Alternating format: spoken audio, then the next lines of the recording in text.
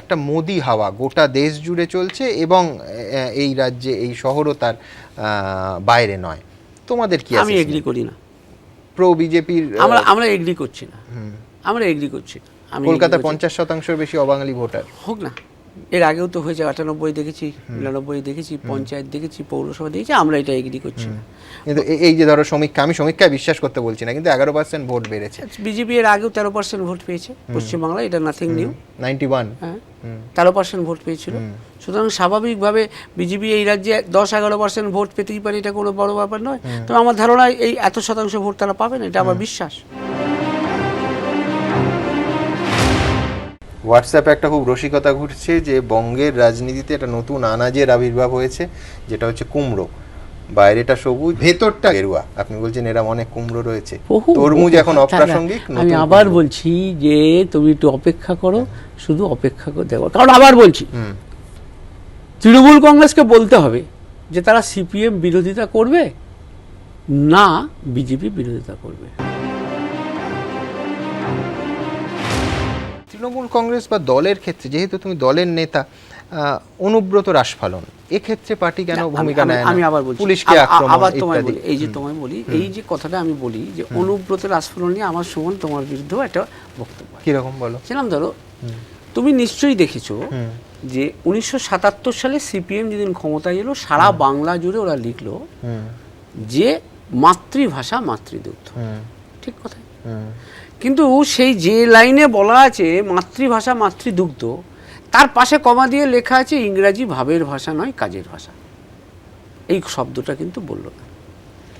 ঠিক আছে, এবার তোমরা যদি পুরো বক্তব্যটা অনুব্রতর বিশ্লেষণ, কিন্তু তাতে পুলিশের বিরুদ্ধে যে আক্রমণ সেটা বিন্দু মাত্র স্পেসিফাই হয় না। আবার বলছি, তুমি আমাকে বলছো না, পুরোটা দেখাতে পারি। বলছি পুরোটা যদি তুমি বিশ্লেষণ করে দেখো, বলছে ও যে বক্তব্য হয়তো এক্সট্রিম বোমা মারবো না, কি বলছে, বলছে যে পুলিশকে বোমা মারবো, এটাই আমি বলছি এটা নিশ্চিত করে ওইভাবে ওই অর্থে বলতে চাইনি। তুমি অনুব্রতের সাথে যদি কোনোদিনও দেখা করো, কথা হয়ে দেবে, বলতে চাইছে যে আমার পুলিশ আমার আইনের রক্ষক, পুলিশ আমাকে রক্ষা করবে।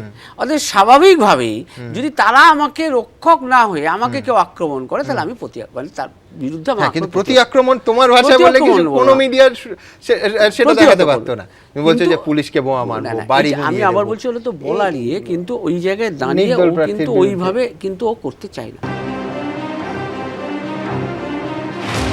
মুকুল দা, আমি আজকের সাংবাদিক সম্মেলনের কথা আসি। আজকে অডিও ভিজুয়ালে আমরা যারা কাজ করি, আমাদের ভাষায় মুকুলরা আজ একটা টিজার বের করলেন। কি টিজার? যেটা ফাইল বের করে দেখালেন যে কিছু তাতে তথ্য আছে। আমি বলেছি এগুলো সেটা কালি পটকা না হাইড্রোজেন বোম, তো সেটা তো দেখতে হবে। যে এটা নিশ্চিত করে 10 তারিখে বলবো বলেছি। 10 তারিখের আগে তো বলবো না, 10 তারিখে বলবো। আপনার ইঙ্গিতটা ছিল দুর্নীতির দিকে? না, একবারও বলিনি। আমি বলেছি আমি আমার এই ফাইলে অনেক তথ্য আছে, যে তথ্যটা আমি 2010-এ বলবো। লোকে বলছে যে এইরকম কিছু তথ্য ফাইল সিবিআইয়ের হাতে তুলে দিয়েছেন বলেই আপনি বিজেপি আপনাকে নিয়েছে। 100% নয়। আচ্ছা, এটা যারা বলে থাকছে তারা মিথ্যের বেশতি করছে, যে এইরকম কোনো ফাইল বা কিছু নেই এবং সিবিআইয়ের হাতে তুলে দেওয়ারও কিছু নেই। পাশাপাশি আরেকটাও আছে, যে এটা বারবার যে প্রশ্ন ওঠে যে নারদা সারদা থেকে আপনি বাঁচতে। শোনো, আমি তোমাকে বলি, সারদাতে আমার নাম কোথাও ছিল না। সিবিআই আপনাকে ডেকেছিল কিসের জন্য? ডেকেছিল রবীন্দ্রদেবকেও, রাগ করেন সোমেনদা বললে, সোমেন মিত্রকেও ডেকেছিলেন, অনেক মানুষকেও আমাকে ডেকেছিলেন, আমাদের সবাইকেই ডেকেছিলেন তদন্তে সহযোগিতা করার জন্য।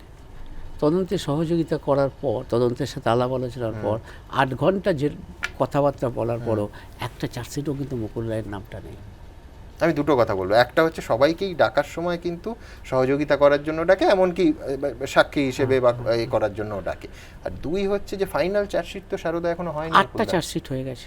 হ্যাঁ, ফাইনাল হয়নি। 8টা চার্জশিট হয়েছে আমাকে ডাকার পর। 8টা চার্জশিট হয়ে গেছে, 2 বছর অতিক্রান্ত হয়ে গেছে।